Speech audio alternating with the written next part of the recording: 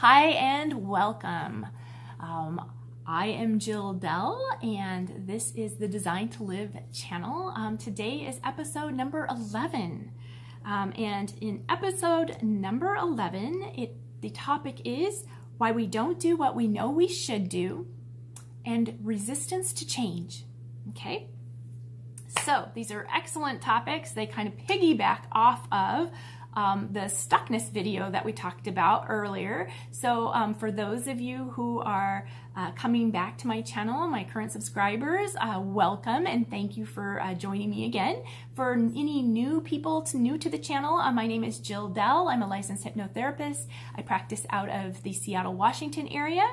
And we are in the middle of a 30-day challenge. It's called the 30 for 30 Wins Challenge. It's a free challenge over on Facebook, but you obviously can be here as well and get benefit from it. We are sharing tips, tools, strategies, motivation, inspiration, and support. And you can learn more about that in the description. So if you'd like to get caught up on this series, feel free to go ahead and click this button up here. It'll take you back to video number 1. Okay, so moving on. Why we don't do what we know we should and moving past resistance. Well, there's 3 major reasons for this, and they're based in psychology, so we're going to get into a couple terms here.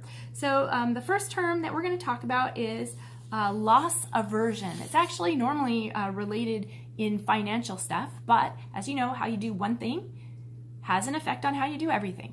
So,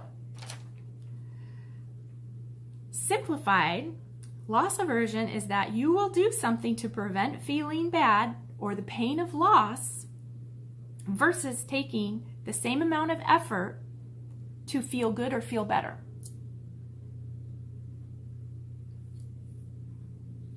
You'll do something to prevent feeling bad or experiencing the pain of loss. So you'll take the efforts for that versus taking the same amount of effort to feel good or feel better. Basically, loss aversion is when we make irrational decisions based on biases from a variety of sources, which means things that have happened in the past. The fear of loss is looked at harsher or as failure, when in reality, doing nothing about the current condition is making matters worse. Now, even more insane is that loss is perceived 2 times more painful than the equal or equivalent gain. So, just one of those things. Here's a study that was done on this. It was a pizza study. I like pizza, so let's talk about pizza. Okay, so there was 2 different groups, 2 control groups. One group got a pretty basic pizza and were given all of these toppings, like unlimited amount of these toppings, and were asked to place the toppings on the pizza. The other group were given pizzas to them that were loaded with toppings, and they had to choose to remove toppings. So the initial group had the choice to put toppings on their pizza, and the second group had the choice of removing toppings from their pizza. In these studies, hands down, the pizzas that were loaded originally ended up having more toppings than the people who had to build their pizza. Why? Because of loss aversion. Now, this also applies to ideas. When we take ownership, we tend to value it more. And again, it's irrational, and it's because we value the opinion or the belief more than it's actually worth or more than its value. And so sometimes this manifests in like dismissing other ideas that simply may be better than our own. What we consider maybe being a good idea if we hadn't already settled on some other idea. But the pain or the perceived pain of changing our idea is so great we're stuck into our ideals, okay? Even though it's irrational and we found a better idea or we're presented with a better idea. So what this means is that people have a built-in tendency to stick with what they've got or what they have or what their current condition is unless there's a very good reason, a very compelling reason to switch. So people often are resistant to change because they're focusing on what they might lose rather than on what they might get. Okay, so we're going to come up with a strategy for that in just a minute. But now I'm going to talk about the second term that I'd like you to get familiar with, and that is expectations-based loss.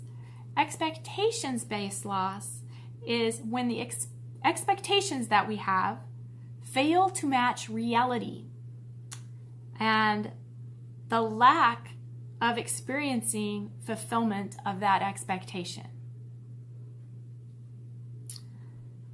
So when expectations fail to match reality and we experience that lack of fulfillment of the expectation, the tendency is to avoid expectations not being met.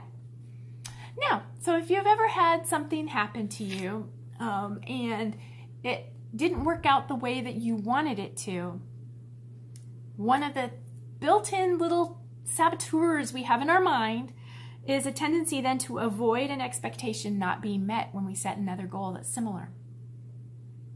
Right? What? Yes, seriously. So now we're going to talk about secondary gain. We touched on this briefly in the stuckness video. And it's also called cost benefit. So cost benefit resistance, really.